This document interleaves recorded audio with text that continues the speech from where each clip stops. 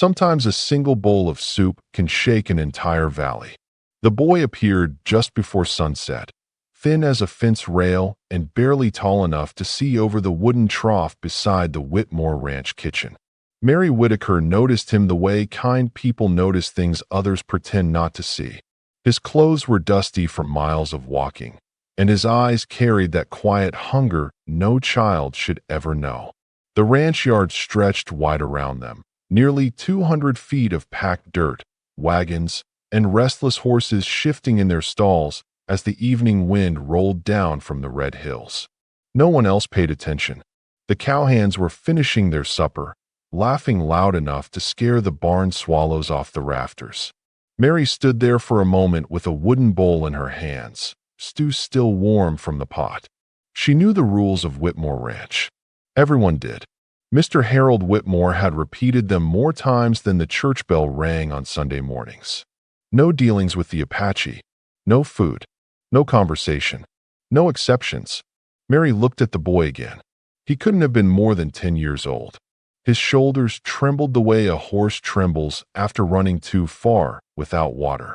Out here in the Western Territories, miles from the nearest town and more than 40 miles from the railroad, mercy was often the rarest thing on the prairie. Mary stepped closer to the fence rail where the boy waited, unsure if he was allowed to stand there at all. The wind lifted a strand of her brown hair across her face as she held the bowl out through the wooden slats. "Eat," she said softly. The boy hesitated only a second before taking it, his small hands careful as if the bowl itself were something sacred.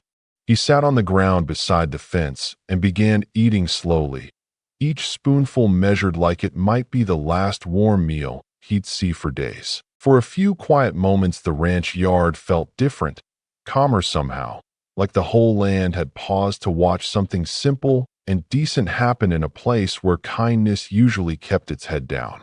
Mary leaned against the post and looked out across the wide valley where the sun was dipping behind the mesas nearly 3 miles away, painting the sky the color of burnt copper. She never noticed the ranch hand stepping out of the barn behind her. His boots stopped in the dust. His shadow stretched long across the ground. And when he saw the boy eating from that bowl, his face changed in a way that meant trouble was already riding toward Mary Whitaker faster than any horse on the prairie. The ranch hand did not shout at first. He simply stood there watching the boy finish the last spoonful from the wooden bowl as if he had just discovered something valuable that did not belong to him. His name was Caleb Dunn, a tall man with sunburned cheeks and a habit of repeating whatever pleased the ranch owner. Mary sensed his presence only when the barn door creaked behind her and the laughter from the cowhands slowly faded. Caleb stepped forward until his boots stopped beside the fence rail, and he stared down at the boy with the kind of expression that made quiet moments disappear. Mary straightened her back, but did not step away from the fence. She already knew what Caleb had seen. He looked at the empty bowl in the boy's hands, then at Mary, then back at the boy again. The evening wind rolled dust across the yard, carrying the smell of horses and iron tools cooling after a long day under the sun. Caleb crossed his arms slowly. His voice came out calm, but calm in a way that meant trouble had already started walking toward them. He said that Mr. Whitmore would want to see this. Those words spread across the yard faster than any bell calling workers to supper.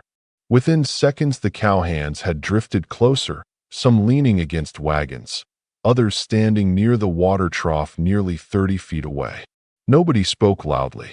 They simply watched the way people watch when they know something unpleasant is about to happen and they are glad it is happening to someone else. The boy stood up carefully and handed the empty bowl back through the fence. His dark eyes lifted toward Mary for only a second. In that quiet glance there was gratitude, but also something older than gratitude. Something steady. Mary took the bowl and nodded gently, as if telling him he should leave now before the dust in the yard turned heavier. The boy stepped back from the fence and began walking toward the open valley beyond the ranch buildings, his small figure moving across the wide stretch of land where the grass grew thin and the red hills waited nearly a mile away. Caleb did not stop him. Instead, he turned toward the main ranch house, standing about 100 yards across the yard, its wide porch facing the setting sun like a watchtower. The windows reflected the orange light of evening, and the entire ranch seemed to hold its breath. Caleb called out loudly enough for the house to hear. A moment later, the front door opened, and Harold Whitmore stepped onto the porch. The ranch owner was a large man with silver buttons on his vest and a voice that carried across the yard even when he spoke quietly. He looked first at Caleb, then at Mary, then at the bowl still in her hands. The silence stretched across the open space between the porch and the fence like a long rope pulled tight. Whitmore walked down the porch steps slowly, his boots pressing deep prints into the dust as he crossed the yard. Every step felt measured. When he stopped in front of Mary Whitaker, the sun had almost slipped behind the hills, and the entire ranch was watching. Whitmore stopped 3 feet from Mary Whitaker and looked down at the bowl in her hands, as if it were evidence of something far more serious than a simple meal. The entire ranch yard had gone quiet enough that the wind moving across the open valley could be heard brushing through the dry grass beyond the fence line. Harold Whitmore folded his hands behind his back and studied Mary without speaking for several long seconds. The cowhands standing near the wagons shifted their boots in the dust, but no one dared interrupt the silence. Finally, Whitmore spoke in a voice that carried easily across the 100 yards of open yard between the house and the barn. He asked Mary a single question. "Did you feed that Apache boy?" Mary did not look away. She held the empty wooden bowl against her apron and answered simply that she had. A few of the ranch hands exchanged quiet glances. Caleb Dunn let out a short breath through his nose as if he had been waiting to hear that answer. Whitmore nodded slowly, the way a man nods when a decision he has already made is confirmed. He turned halfway toward the workers so they could all hear him clearly. He said that rules existed on his ranch for a reason. Rules kept order. Rules kept trouble away from the valley. And anyone who chose to break those rules did not belong under his roof. Mary listened without interrupting. The sky behind Whitmore had turned deep orange, and the long shadows from the barn stretched across the ground nearly 60 feet toward the fence where she stood. Whitmore took one slow step closer and pointed toward the open gate that led to the road running east across the prairie. His voice hardened slightly as he told her that she was no longer employed at Whitmore Ranch. Her work was finished. Her room in the bunkhouse would be emptied by morning. The words drifted across the yard and settled into the dust like a quiet verdict. No one laughed now. The cowhands remained still, watching Mary the same way men watch a storm moving across the horizon. Mary lowered her eyes only long enough to set the bowl carefully on the fence post. Then she untied the simple cloth apron from around her waist and folded it once in her hands. She had worked at the ranch for almost 4 years, waking before sunrise, cooking meals, mending shirts, and sweeping the long wooden floors of the kitchen while the rest of the valley still slept. None of that seemed to matter in this moment. Whitmore turned his back and began walking toward the house again, his boots pressing heavy marks into the dry ground. Caleb Dunn smirked faintly and followed a few steps behind him. Mary stood alone beside the fence while the last light of the sun slipped behind the hills nearly 3 miles away. One by one, the ranch hands drifted back toward their work as if the evening had returned to normal. But out past the far edge of the valley, where the red hills met the darkening sky, a small figure was already running toward a place the Whitmore Ranch had never truly understood. The valley grew quiet after sunset, but it was not the peaceful kind of quiet that settles over ranch land after a long day of work. It was the uneasy kind, the sort that makes horses shift in their stalls and causes the ranch dogs to lift their heads toward the dark hills beyond the pasture. Mary Whitaker walked slowly down the narrow dirt road that led away from Whitmore Ranch, carrying a small canvas bag that held everything she owned. The lantern light from the ranch buildings faded behind her with every step, shrinking into the distance until the only glow left was the wide stretch of stars spreading across the western sky. The air had cooled nearly 15 degrees since the sun disappeared, and the evening wind rolled softly across the prairie grass that stretched for miles in every direction. Mary paused once when she reached the old cottonwood tree standing nearly a quarter-mile from the ranch gate. She turned back for a moment and looked toward the cluster of buildings where she had spent the last 4 years waking before dawn and working until the last dish had been washed after supper. From this distance, the ranch looked small and quiet, like any other place trying to survive out on the frontier. Yet something about the stillness felt heavier tonight, as if the land itself had noticed the way a simple act of kindness had been punished. Mary tightened the strap of her bag and continued walking toward the small trading road that led south toward the nearest settlement nearly 12 miles away. Back at Whitmore Ranch, the evening chores had finished earlier than usual. The cowhands spoke less than normal while they rolled their bedrolls across the bunkhouse floor.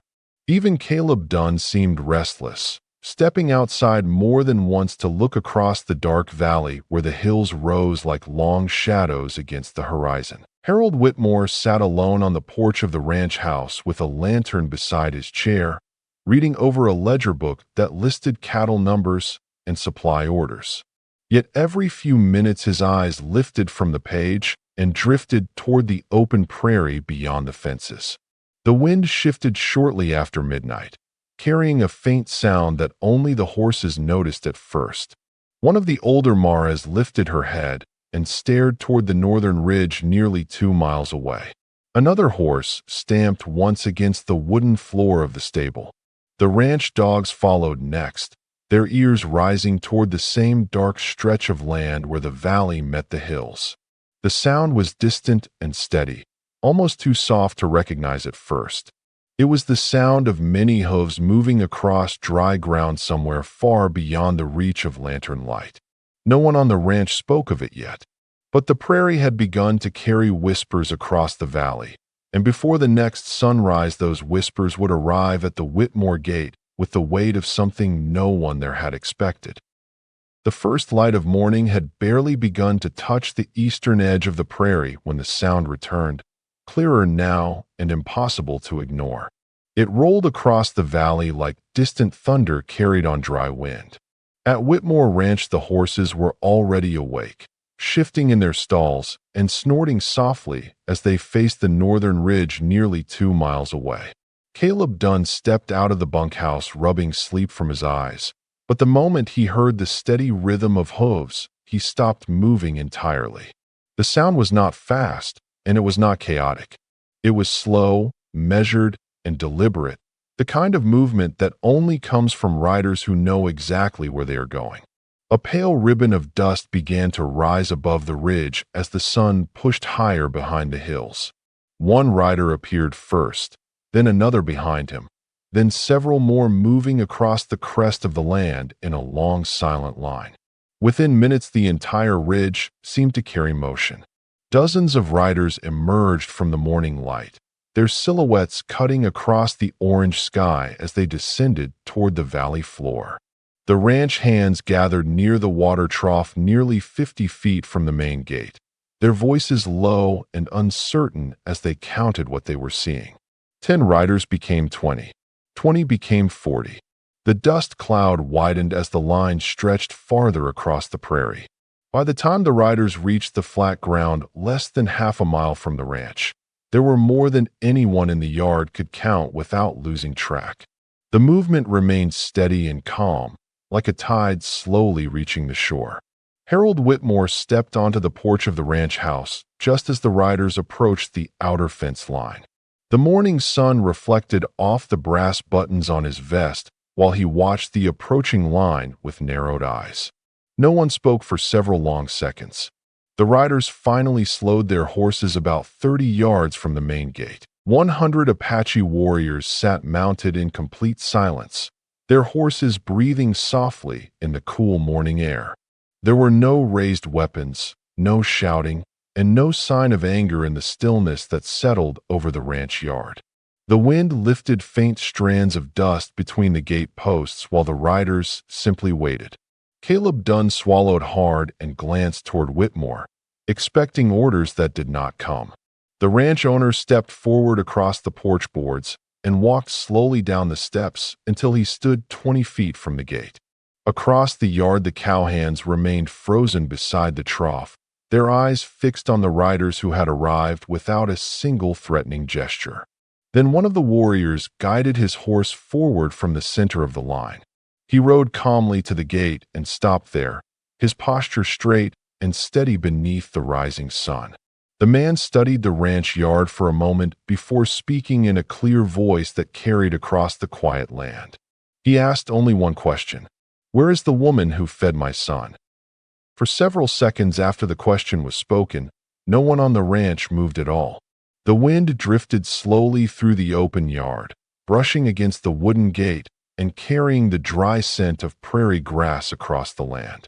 Harold Whitmore stood 20 feet from the gate, his hands resting calmly at his sides, yet the muscles in his jaw tightened as he studied the rider who had spoken. The man sitting on the horse did not look impatient. He simply waited, straight-backed in the saddle, his dark hair tied loosely behind his neck and his eyes steady on the ranch owner. Behind him, the long line of riders remained silent, their horses standing shoulder to shoulder like a quiet wall stretching nearly 100 yards across the valley floor. Caleb Dunn shifted his weight beside the water trough and glanced nervously from Whitmore to the riders and back again. He had seen Apache men before, but never like this. They were not restless. They were not angry. They simply waited as though time itself belonged to them. Whitmore finally spoke, his voice carrying across the yard with the same authority that had ruled the ranch for years. He said that the woman the rider was asking about did not work there anymore. A faint murmur moved through the cowhands standing near the trough, though no one dared raise their voice above the quiet morning air. The rider listened without interrupting. His expression did not change. The horses behind him remained still, their breath rising softly in the cool air of early morning. Whitmore continued speaking, explaining that the woman had broken the rules of the ranch and had been sent away the previous evening. The words sounded firm, but something beneath them felt less certain now that the riders had arrived. The man on the horse tilted his head slightly, considering the answer. For a moment, he looked past Whitmore and studied the ranch buildings, the barns, the corrals, and the open yard where the workers stood watching. Then he guided his horse one slow step closer to the gate. The wooden boards creaked faintly in the breeze between them. When the rider spoke again, his voice remained calm, yet every word carried clearly across the ranch yard. He said that the boy who had eaten that meal was not simply a traveler passing through the valley. He was the son of the man speaking now, the future leader of their people. The silence that followed seemed to stretch across the entire prairie. Caleb Dunn felt the color drain from his face as the realization settled over him. Even Whitmore did not answer immediately. The rider continued, explaining that his son had returned during the night and told the story of the woman who had given him food when he was hungry and alone. In their tribe, such kindness was not forgotten. The rider turned his head slightly, and the line of mounted warriors behind him remained perfectly still beneath the rising sun. Then he faced Whitmore once more and spoke the words that made the morning air feel heavier than the valley had ever known. He said that they had not come for anger. They had come to honor the woman who had shown compassion when others would not.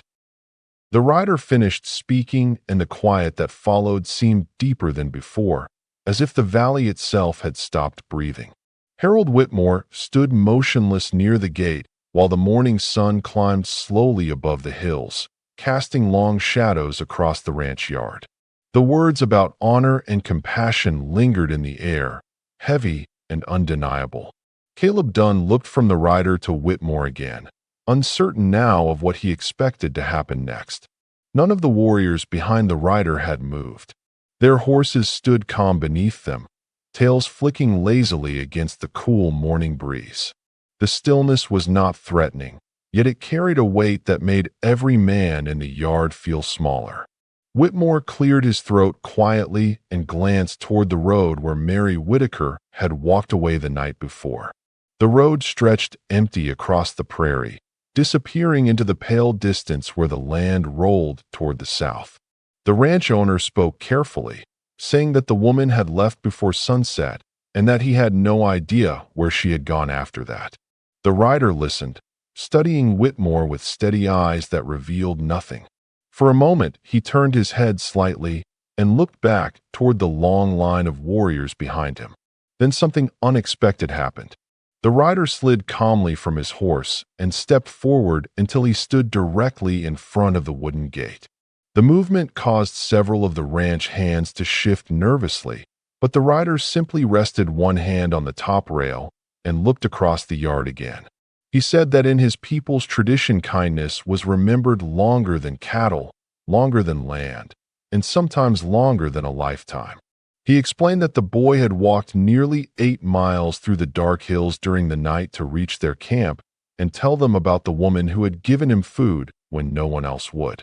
The warriors had listened to the story around their fire until the stars faded and the sky began to lighten. When the rider spoke again, his voice softened slightly, though it remained clear enough for every man on the ranch to hear.